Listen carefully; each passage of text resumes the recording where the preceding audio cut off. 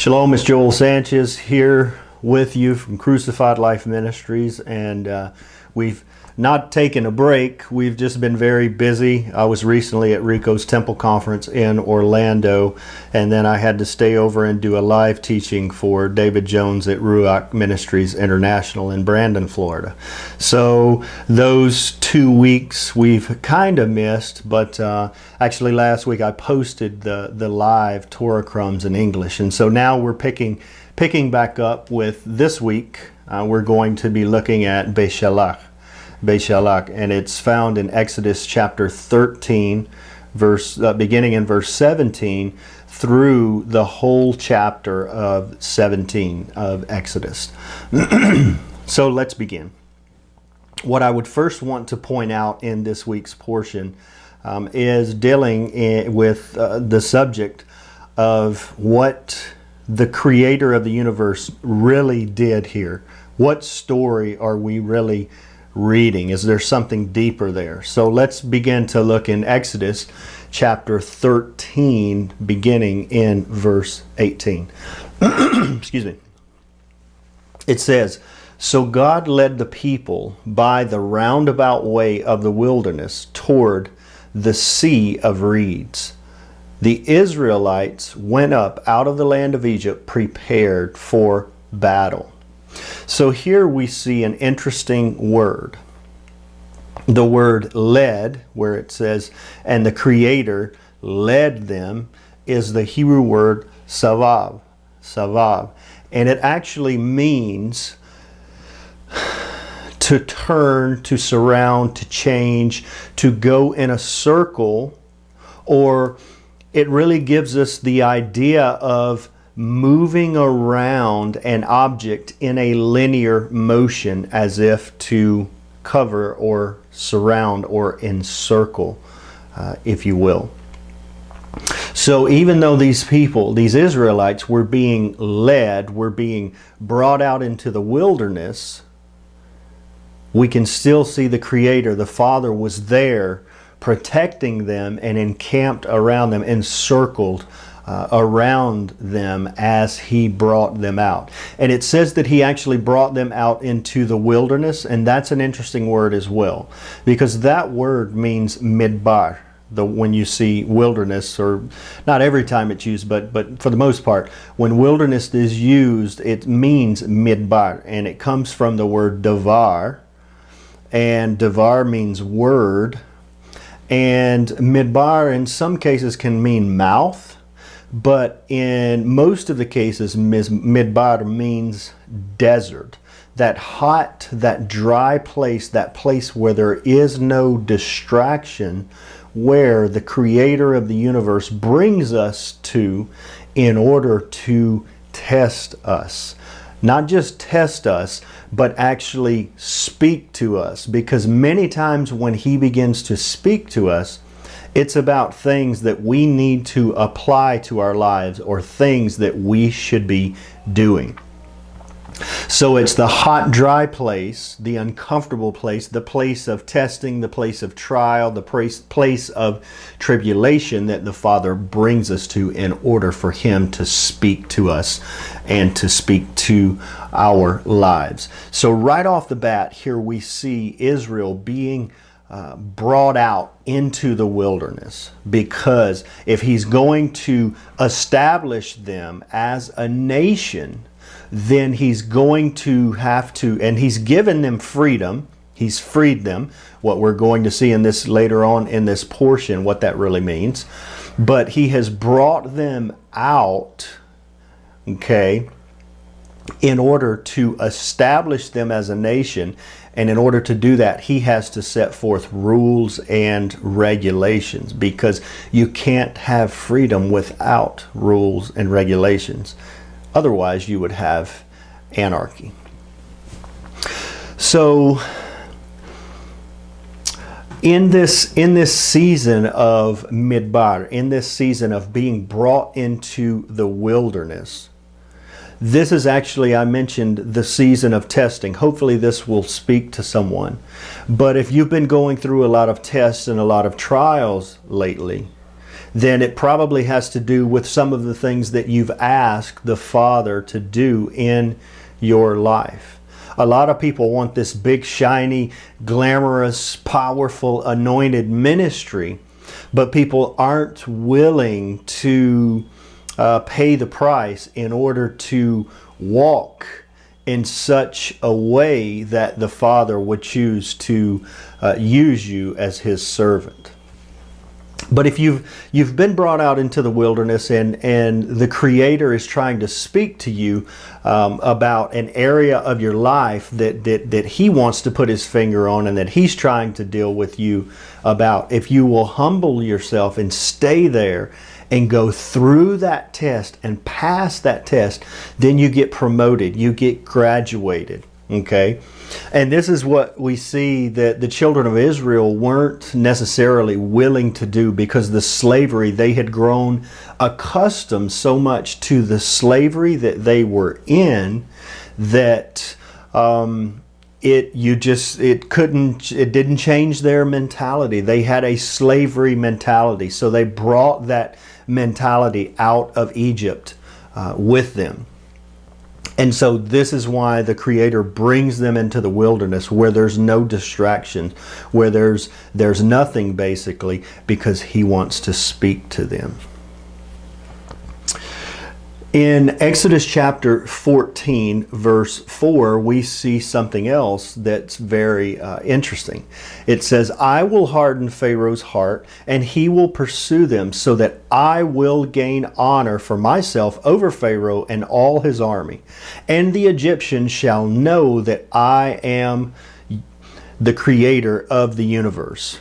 And they did so. That's Exodus chapter 14, verse 4. Now, in this verse, we actually see the word honor. We see in this translation, it says, "I will gain glory, I will gain honor." And this honor is something that the Father uses, this end event, ending the stay of the children of Israel in Egypt, and allowing them to be not only saved but delivered, because their enemy had been destroyed. See, that's actually how Yahweh establishes His order. He goes and He battles Pharaoh, who was considered the god of all gods, kind of, sort of.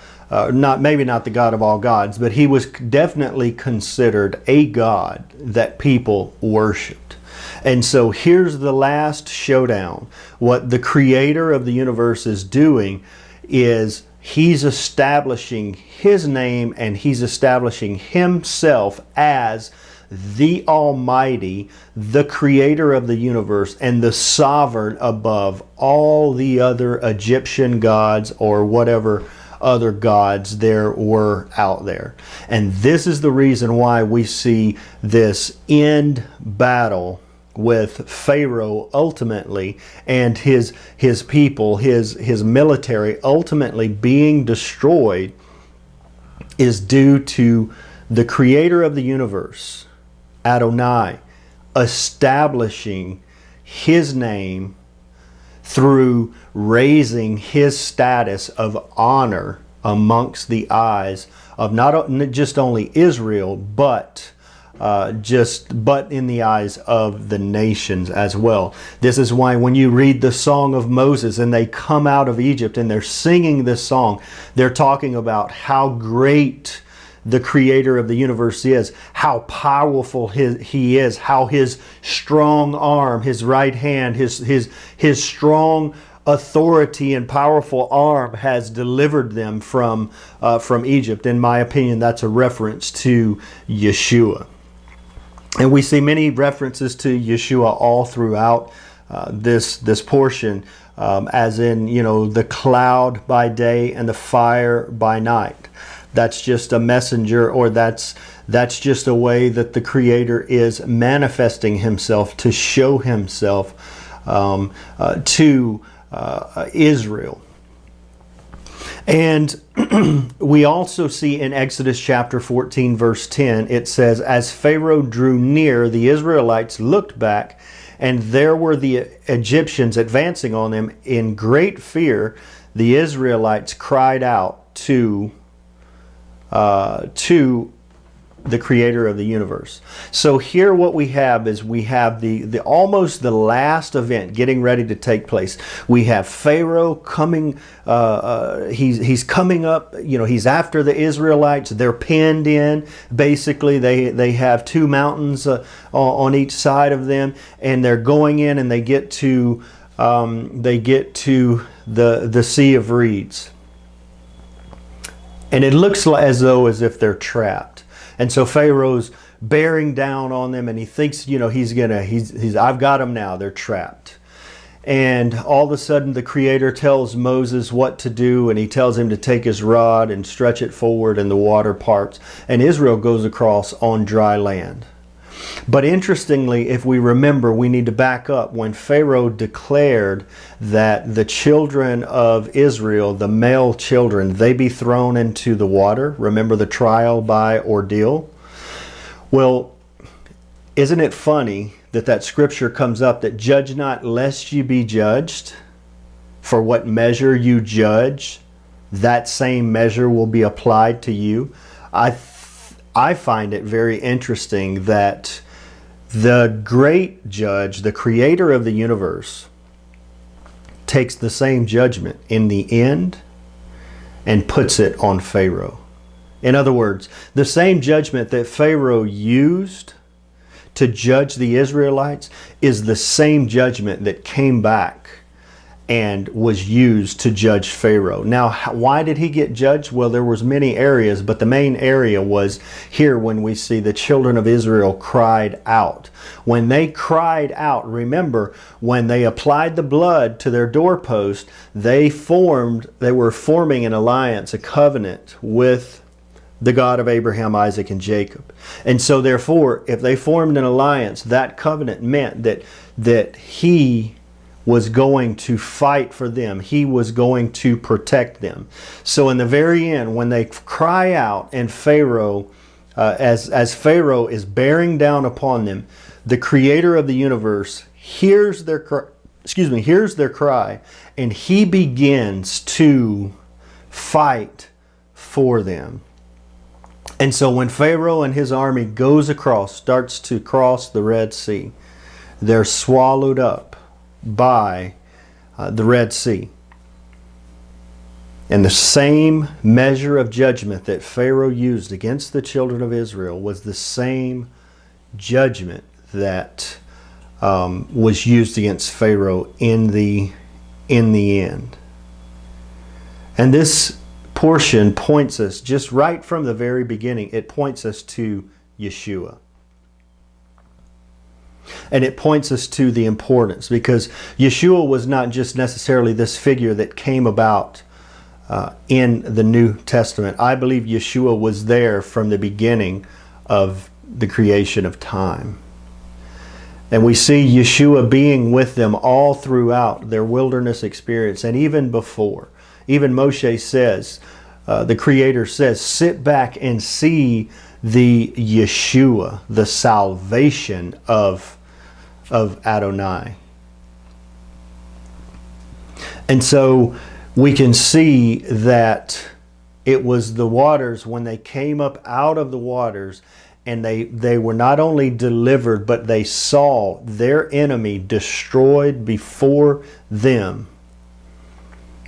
In that moment, they knew, and the rest of the nations knew, that Yah was the creator of the universe, and he was sovereign, and he was almighty. And this is why it brought honor to his name, because he was the great judge who had judged all of Egypt's gods, including Pharaoh, and the children of Israel had been deemed innocent and vindicated by their God.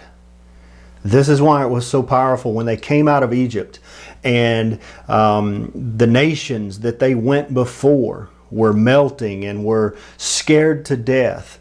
And because they had heard that the God of Abraham, Isaac, and Jacob was with the children of Israel. So this is a great story for you and I. We can draw a lot of things out of this story. But one of the most important things that I find in this portion is that we can do this. We can make a type and shadow of this whole, these chapters that we're reading about Israel coming up out of Egypt, and we can spiritualize that and apply it to our lives as if when we've come into covenant with the Creator, and then He begins to teach us who He is and how He wants us to live. Shalom, I'm Joel Sanchez with Crucified Life Ministries, and I want to take this opportunity to thank you for watching this video. And if you would like more information about what the Father is doing in Torah-based missions in Central and South America, please go to our website at Crucified Life Men. That's crucifiedlifemin.com. And there you'll find other teachings, other videos, and also if we've been a blessing to you and you would like to support what the Father is doing in Costa Rica, there's a way to do that there on our website. So until next time, thank you and shalom.